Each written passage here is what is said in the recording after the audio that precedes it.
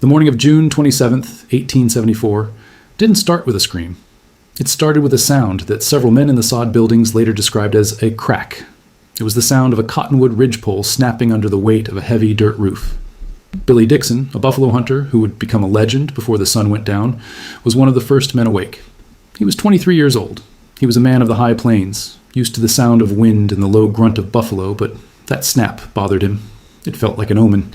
He stepped out of Hanrahan's saloon into the pre-dawn gray of the Texas Panhandle, looking for a reason for the noise. What he saw instead was the horizon moving. It wasn't a dust storm. It wasn't a herd of bison. It was a solid, vibrating line of color, reds, yellows, and whites, extending from one side of the valley to the other. There were nearly 700 of them, Comanche, Cheyenne, and Kiowa. They weren't sneaking. They weren't skirmishing.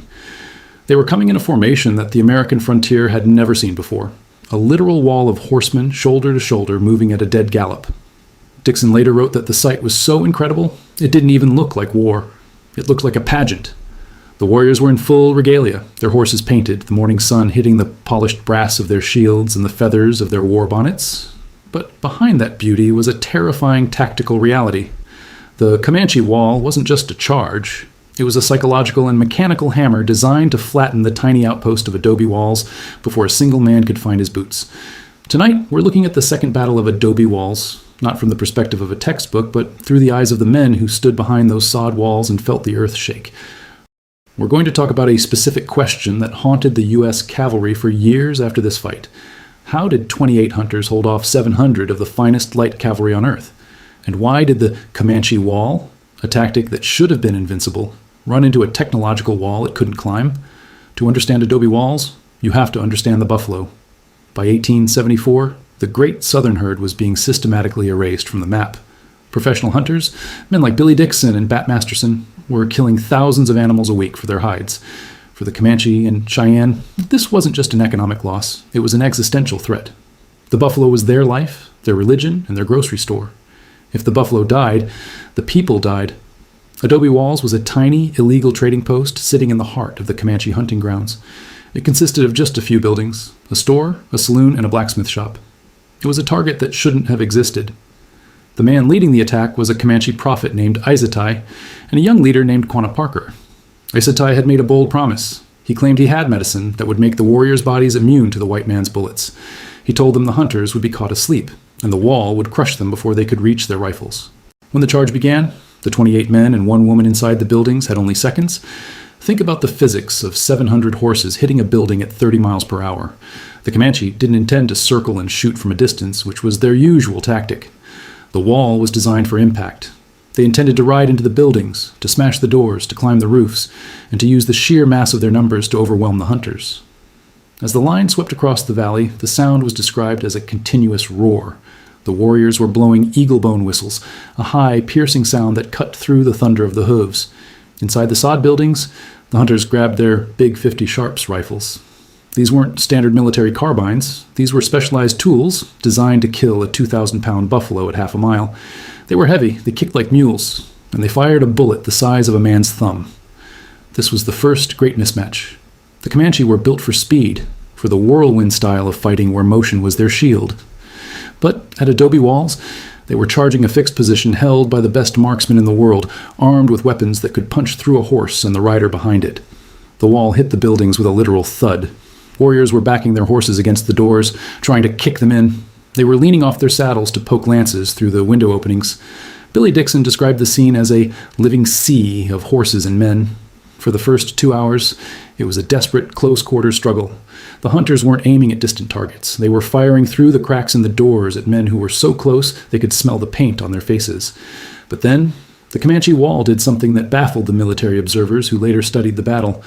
After the initial impact failed to break the buildings, the warriors didn't retreat. They regrouped and did it again. And again. Quanah Parker was everywhere. He had his horse shot out from under him. He was wounded by a bullet that grazed his side. Yet he kept the wall moving. When news of the battle reached the U.S. Army, the officers were stunned by two things. First, they were shocked by the discipline of the charge. Standard cavalry doctrine taught that savages fought in disorganized swarms. But the reports from adobe walls described a coordinated, synchronized movement that rivaled the best Napoleonic cavalry in Europe. The wall was a sophisticated tactical formation that required immense skill to maintain at a gallop. Second, the cavalry was baffled by the endurance of the attackers. The Comanche stayed on the field for days. They didn't just hit and run, they laid a systematic siege to the outpost. But the real shock, the thing that stayed in the military journals, was the stunned reaction of the warriors when Isatai's medicine failed. As the Sharps' rifles began to pick off riders at distances that seemed impossible, the psychological wall began to crumble. This brings us to the most famous moment of the battle, the shot that changed Western history. On the third day, the Comanche had pulled back to a ridgeline nearly a mile away. They felt safe. They were well beyond the range of any weapon they had ever encountered. A group of 15 warriors sat on their horses, watching the buildings, planning their next move. Billy Dixon took out his sharps. He rested the heavy barrel on a window ledge. He adjusted the sights. He wasn't aiming at a man. He was aiming at a spot in the air, calculating the massive drop of the heavy lead bullet over the distance. He pulled the trigger. The sound of a Big 50 is a deep boom that echoes for miles. For several seconds, nothing happened.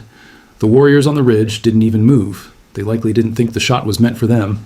Then, one of the warriors simply fell off his horse. The distance was later measured by a U.S. Army survey team at 1,538 yards. That's 9/10 of a mile. To the Comanche, this wasn't just a lucky shot. It was bad medicine. It was a violation of the laws of nature. If the white man could kill you from a mile away, before you could even hear the shot, then the wall was useless. The distance didn't just kill a warrior, it killed the Comanche's tactical advantage. The Comanche withdrew. They had lost perhaps 30 of their best men, but the psychological cost was much higher. Adobe walls marked the beginning of the end for the free-ranging tribes of the southern plains. When the U.S. cavalry arrived at the site a few weeks later, they didn't find a victory for military doctrine. They found 28 exhausted hunters who had survived simply because they had better tools and the cold-blooded patience to use them. The army officers who walked the ground were stunned by the evidence of the Comanche's bravery. They found horse carcasses piled up against the walls of the buildings. They saw where lances had splintered against the heavy doors. They realized that if the hunters had been armed with standard army carbines, which were shorter ranged and less accurate, the Comanche wall would have swept over Adobe walls in less than 10 minutes. The Comanche wall was a final, brilliant expression of a horse culture that had dominated the American West for 150 years. It was a tactic built on courage, speed, and the belief that a man and a horse were a single, invincible unit. But Adobe walls proved that the era of the horse was being eclipsed by the era of the machine. The Sharps rifle was a factory-made, precision-engineered machine that could delete a human being from the map at a distance where the human eye could barely see him. The U.S. cavalry took the lessons of Adobe walls back to their headquarters.